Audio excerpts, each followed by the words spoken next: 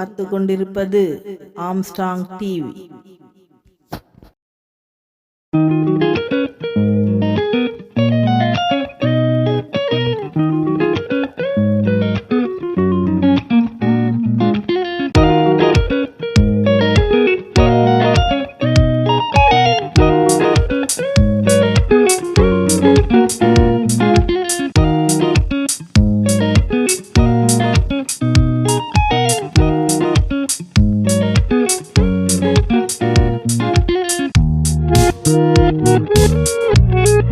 என் அருமை சகோதரர் வேலு அவர்களை, என்னுடைய காங்கிரஸ் பேரியக்கத்தின் மாவட்ட தலைவர் திரு கோபி அவர்களை, நரேஷ்குமார் அவர்களை, பாலாஜி அவர்களை, சுரேஷ்குமார் அவர்களை, மோகனரங்கம் அவர்களை, நித்யானந்தம் அவர்களை, மாமன்ற உறுப்பினர் சுமதி முத்தரேசன் அவர்களை, இந்த நிகழ்ச்சியில கலந்து கொண்டு சிறப்பித்துக் கொண்டிருக்கின்ற பொறுப்பாளர் டாக்டர் யாழினி அவர்களை, KSN நாதன் அவர்களை, தாமோதரன் அவர்களை, ராஜேஸ்வரி ஸ்ரீதர் அவர்களை, வட்ட செயலாளர் திரு பாலு அவர்களை, மனோகர் அவர்களை, உங்களுடைய எல்லோர் பெயரையும் சொன்னதாக எடுத்துக்கொண்டு உதய சூரிய சின்னத்தில் வாக்களியுங்கள் என்று உங்களை தேடி இங்கு வந்திருக்கிறோம். நன்றி. உங்கள் தமிழகம் பிரசன்னா தமிழ்நாட்டை பாதுகாக்கின்ற எல்லை சாமியாக இருக்கின்ற இரும மனிதர் அண்ணன் முத்துவேல் கருணாநிதி ஸ்டாலினுக்கு நம்பிக்கை பெற்ற வேட்பாளராக இங்கே களமிறங்கியிருக்கிறார்கள். இருந்தாலும் தமிழ்நாட்டு மக்களுக்காக, தமிழ் மண்ணுக்காக போராடக்கூடிய போராளிதான் தமிழன் பிரசன்னாக. நல்ல வழக்கறிஞர், சிறந்த சொற்பொழிவாளர், எந்த நேரத்திலும் தமிழ்நாட்டு உரிமைகளை விட்டுக் கொடுக்காமல் வாதங்களில வாதாடக்கூடியவர். அவர் வாதம் செய்தால், தொலைக்காட்சியில் பேசினால் எதிர்கட்சி எல்லாம் நடுங்கி விடுவார்கள், பதில் சொல்ல முடியாது. அப்படிப்பட்ட ஒரு அற்புதமான வேட்பாளரை அண்ணன் தளபதி அவர்கள் இங்கே உங்கள் முன் நிறுத்தியிருக்கிறார். எல்லோரும் எழும்பூர் என்றாலே என்ன சொல்லுவார்கள்? கோட்டை. எழும்பூர் என்றாலே கோட்டை. இந்த கோட்டையை யாரும் அசைத்து பார்க்க முடியாது. கோட்டை என்றால் சாதாரண கோட்டை இல்லை, எஃகு கோட்டை எழும்பூர் தொகுதி.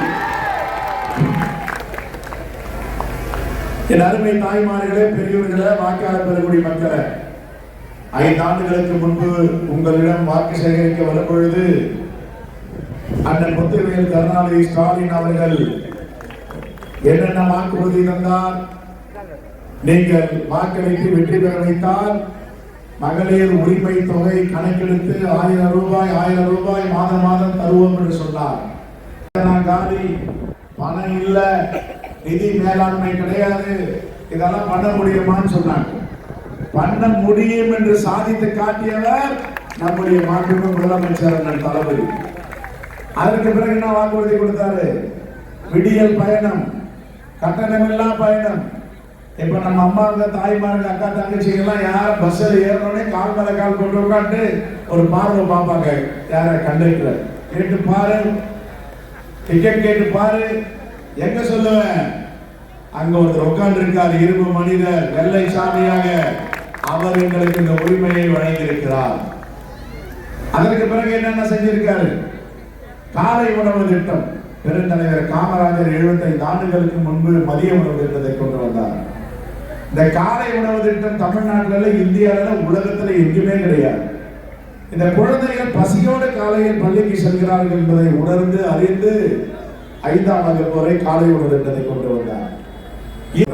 எங்க சமைக்கிறீங்க, சுட சுட எப்படி குழந்தைங்களுக்கு கொடுக்குறீங்கன்னு பார்த்துட்டு தெலுங்கானால, கர்நாடகாவில் எல்லா மாநிலத்திலும் நடைமுறைப்படுத்தினார். இங்க மட்டும் இல்ல, கனடா பிரதமர் சொன்னார், இந்தியாவில் ஒரு மாநிலத்தில் இப்படி டிஃபன் ஸ்கீம் என்று கொண்டு வந்திருக்கிறார்கள், அதை நாங்கள் நடைமுறைப்படுத்துகிறோம் என்று நாங்கள் நடைமுறைப்படுத்தி, இப்படி உலகமே போட்டிருக்கின்ற திட்டங்களை நமக்கு கொடையாக கொடுத்தார். பள்ளி கல்வித்துறை குழந்தைகளோடு நிற்கவில்லை, ஹையர் எஜுகேஷன் உயர்கல்வித்துறைக்கு வந்தார். நம்முடைய பெண்கள், ஆண் பிள்ளைகள் பட்டாதாரியாக வேண்டும், டிகிரி படிக்க வேண்டும், பட்டம் பெற வேண்டும், வீட்டுக்கு ஒரு பட்டாதாரிகள் இருக்க வேண்டும் என்று புதுமை பெண் திட்டமும் தமிழ் புதுமை திட்டத்தை கொண்டு வந்தார். மாதம் 1000 ரூபாய் உதவித்தொகை ஸ்ட்ரைக் ஃபண்ட் என்று சொல்லுவார்கள். 3 வருடங்கள் 36 மாதங்களுக்கு மாதம் 1000 ரூபாய் கொடுப்பேன் என்றார். இப்ப எல்லா இடத்தையும் பட்டாதாரியோட விகிதாச்சாரம் ஏறி போச்சு. அதற்கு பிறகு கலைஞர் காப்பீட்டு திட்டம். நம்ம குடும்பத்துல யாராவது உடல்நிலை சரியில்லை, ஆபரேஷன் பண்ணா எந்த மருத்துவமனையில் போனாலும் கட்டு 5 லட்சம் தருவார். அப்பதான் அவர் உள்ளவே அட்மிஷன் போடுவாங்க. ஸ்டாலின் அரசு அதிகாரிகளுடைய முகாம் கிராமங்களில் இப்படி பல திட்டங்களை ஆச்சரியப்படும்படி எப்படிதான் இந்த மனிதருக்கு இவ்வளவு பெரிய ஆற்றலும் அறிவும் இவ்வளவு பெரிய ஆளுமையும் எங்கிருந்து வந்தது? முத்தமிழறிஞர் கலைஞருடைய மகன் அல்லவா? அது மட்டும் இல்ல, இன்னைக்கு மாவட்ட வாரியா சுற்றுப்பயணம் செய்த முதல் முதலமைச்சர் 50 ஆண்டுகள் நம்முடைய முதலமைச்சர். தலைமை செயலகத்திற்கு தொடர்ந்து வருபவர் நம்முடைய முதலமைச்சர். ரெக்கார்ட் பிரேக் 50 ஆண்டுகள் வரலாற்று. என் அருமை தாய்மார்களே, பெரியவர்களே, நாங்கள் என்னென்ன சொன்னோமோ அதை செய்துவிட்டு உங்களிடம் வாக்கு சேகரிக்க வந்திருக்கிறோம். இப்ப என்ன விரைவை ஆகிட்டு வந்துட்டீங்களா, இப்ப எதுவும் சொல்ல மாட்டீங்களா நீங்க நினைக்கலாம். ஏற்கனவே நம்முடைய மாண்பு முதலமைச்சர் தளபதி இந்த தேர்தலுக்கான வாக்குறுதியை கொடுத்திருக்கிறார். என்ன வாக்குறுதி? 1000 ரூபாய் மகளிர் உரிமை தொகை 2000 ரூபாயாக உயர்த்தப்படும். மாதம் புதுமை பெண் தமிழ் புதல்வன் திட்டத்தில் 1000 ரூபாய் கொடுக்கிறது 1500 ரூபாயாக நீடித்து கொடுக்கப்படும். இந்தியாவையும் திரும்பி பார்க்க வைத்திருக்கிற முதலமைச்சருடைய வேட்பாளர் தான் மதச்சார்பற்ற முற்போக்கு கூட்டணி வேட்பாளர் அருமை சகோதரர் தமிழன் அவர்கள். ஒரு அபூர்வமான வேட்பாளர் எழும்பூருக்கு கிடைத்திருக்கிறார். ஆற்றலுக்கு வேட்பாளர் எழும்பூருக்கு கிடைத்திருக்கிறார்.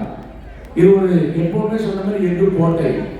என்கிட்ட கூட நான் பத்திரிகையாளர்லாம் சொன்னாங்க, சார் நீங்க தமிழ்நாடு காங்கிரஸ் கமிட்டி தலைவர் 234 தொகுதிகள் சுற்றுப்பயணம் பண்ணணும், எழும்பூர் வந்துருங்க, முதலமைச்சர்கிட்ட கேட்டா கொடுத்துருவாங்க அப்படின்னா. நான் சொன்னேன், எங்கு கோட்டை, இரும்பு கோட்டை, முதன்மை தொகுதி எழும்பூர் தெரியும். ஆனா எந்த தொகுதி மக்கள் விட மாட்டாங்க. திருப்பரங்குன்றூர்ல அங்க சும்மா கேட்டு பார்த்தேன், வேலையை பாருங்க, ஒழுங்கா வந்து ஸ்ரீபெரும்புதூர்ல இருங்க, இந்த பக்கம் திரும்ப. ஆனால் என்னுடைய அருமையான வேட்பாளரை இங்க நிறுத்தி இருக்கிறார் என்பதுதான் நமக்கெல்லாம் பெருமை. தொலைக்காட்சி நாடுகள்ல தமிழ் பிரசன்னா பேசுறாருன்னா எந்திரிக்கேச்சா உட்காந்து அவருடைய ரசிக்கணும். அப்படிப்பட்ட அபூர்வமான ஆற்றல் மிகு வாதங்களை எடுத்திருப்பவர். நம்ம வீட்டுக்குள்ள இப்படி ஒரு அறிவி ஜீவியா தமிழ்நாட்டு மண்ணையும் தமிழ் மக்களையும் பாதுகாக்க இப்படி எடுத்துரைக்கிறார் இந்த வாதங்களை என்பதில் மகிழ்ச்சி அடைபவர்கள். இங்க நிற்கிறது நமக்கு எதிராக யாரு நிற்கிறாங்க? நமக்கு எதிராக வர்றதே கிடையாது. அதிமுக அதே அதிமுக அண்ணா என்பவர் இங்கதான் இருக்காரு. அதிமுக இருந்தது இப்ப அதிமுக ஆயிடுச்சு. மோடி அதிமுக மாறிடுச்சு. சிஷியனா மாறிட்டார். மோடிஜி என்ன சொன்னாலும் எழுதி போறாரு. இல்ல எனக்கு எழும்பூர் தொகுதி எழுதி கொடு, சூளையை கொடுன்னா சூளையை எழுதி கொடுத்துருவார். தமிழ்நாட்டை எழுதி கூட எழுதி கொடுப்பார். அப்படிப்பட்ட எடப்பாடி பழனிசாமி தான் அவர் கூட்டணி வைத்திருக்கிறார். இன்னைக்கு கூட தமிழ்நாட்டுக்கு ஒரு மிகப்பெரிய ஆபத்தை விளைவிக்கும் திட்டத்தை நாடாளுமன்றத்தில் அரங்கேற்றுவதற்கு திட்டமிட்டு இருக்கிறார்கள். தென்னிந்தியாவை பாதுகாக்க வேண்டும், இந்தியாவை பாதுகாக்க வேண்டும் என்று அங்கே தலைவர் ராகுல் காந்தி அவர்கள் நாடாளுமன்றத்தில் இன்று தெரிவித்திருக்கிறார். இங்க தமிழ்நாட்டு மண்ணை பாதுகாக்க வேண்டும் என்று தலைவருடைய தவப்புதல்வன், கலைஞருடைய தவப்புதல்வன் அண்ணன் முத்துவேல் கருணாநிதி ஸ்டாலின் அவர்களுக்கு இரும மனிதராக கொடுக்கப்பட்டிருக்கிறார். இப்படிப்பட்ட கட்சிகள் வாக்கு கேட்க வரலாமா? ஓட்டு எண்ணும் போது பார்க்கணும். 1% ஓட்டு கூட இல்ல. 99% மேலே தமிழ் பிரசன்னா உதயசூரியன் சின்னத்தில் வெற்றி பெற்றார். நீங்கள் அளிக்கும் ஒரு உதயசூரியன் சின்னத்திற்கான வாக்குகளும் செயின்ட் ஜார்ஜ் கோட்டையில முத்துவேல் கருணாநிதி ஸ்டாலின் என்ற மாமனிதர் முதலமைச்சர் நீதிமன்றத்தில் போய் தடையாணை வாங்கணும்னு நினைச்சாங்க. தேர்தல் காலத்தில் கொடுக்க கூடாது. வெள்ளிக்கிழமை பேசினாங்க, திங்கட்கிழமை கோர்ட்டுக்கு போகிறாங்க. முதலமைச்சர் கூப்பிட்டார், நிதித்துறை செயலாளர், தலைமை செயலாளர், வங்கி மேனேஜர். காலையில வெடிக்காம எல்லாருக்கும் 5000 போட்டு விட்டுருக்கிறார். வந்துச்சுல்லமா, அதான் சொல்ல வந்தார். 3000 கொடுத்தார், 5000 கொடுத்தார். இப்பொழுது மாதம் 2000 கொடுக்க போகிறார். நம்முடைய சட்டமன்ற உறுப்பினராக தமிழ் பிரசன்னா வெற்றி பெற்ற பிறகு 8000 கூப்பன் எடுக்க போகிறார். பிரிட்ஜ் வாங்கிக்கலாம், வாஷிங் மிஷின் வாங்கிக்கலாம். என் தொகுதியில போனவுடனே பணமே காட்டுறாங்க. நான் முடிவு பண்ணிட்டேன் ஃப்ரிட்ஜ் வாங்க போறேன், நான் முடிவு பண்ணிட்டேன் வாஷிங் மிஷின் வாங்க போறேன் அப்படின்னு. தாய்மார்கள்லாம் அவ்வளவு வேகமா இருக்காங்க. 23ஆம் தேதி எப்போ வரப்போது காலையில போயிட்டு ஓட்டு போட்டுக்கணும் அப்படின்னு. என் அருமை தாய்மார்களே பெரியவர்களை எவ்வளவு கொடுத்திருக்கிறார் நம்முடைய முதலமைச்சர். கொடுப்பவர் வேண்டுமா எடுப்பவர் வேண்டுமா, இதுதான் இந்த தேர்வு. ஜிஎஸ்டியில் அவர் எடுப்பார், நம்மால் எல்லாத்தையும் எடுத்து மோடி ஜெயிக்க கொடுத்துருவார்.